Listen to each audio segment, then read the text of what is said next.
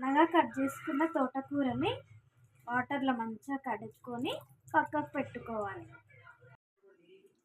రొయ్య పొట్టుని వాటర్లో వేసి కడుక్కోవాలి శుభ్రంగా. వాటర్లో శుభ్రంగా కడిగి పక్కకు పెట్టుకోవాలి. ముందుగా ఆయిల్ వేసుకుందాం. తర్వాత ఉల్లిపాయలు వేసుకోవాలి. ఇప్పుడు ఉల్లిపాయలు వేసుకుందాం.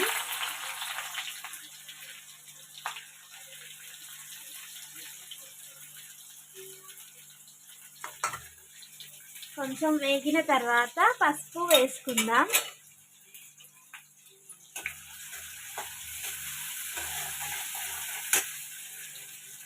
తర్వాత పసుపు వేసుకుందాం.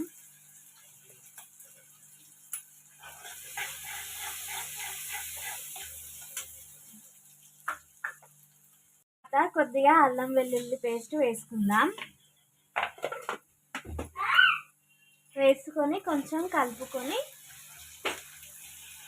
రొయ్య పొట్టు వేసుకుందాం. ఇది కొద్దిగా వేగిన తర్వాత తోటకూర వేసుకోవాలి.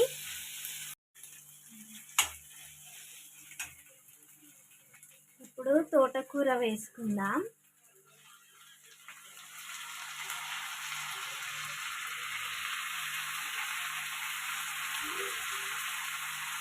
ఎప్పుడు ఒకేలాగా కాకుండా ఇలా రొయ్య పొట్టు వేసుకొని చేసుకుంటే బాగా టేస్టీగా ఉంటుంది.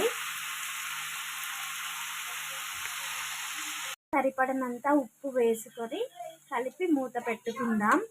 ఉప్పు వేయడం వల్ల త్వరగా ఉడుకుతుంది.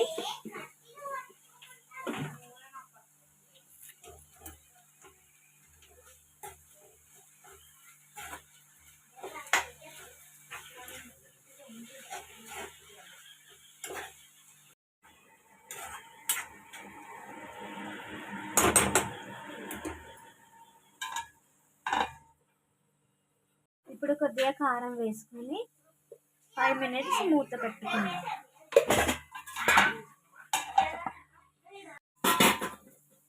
ఇప్పుడు మన కూర రెడీ అయినట్టే. ఇది చపాతీలోకైనా రైస్లోకైనా చాలా బాగుంటుంది.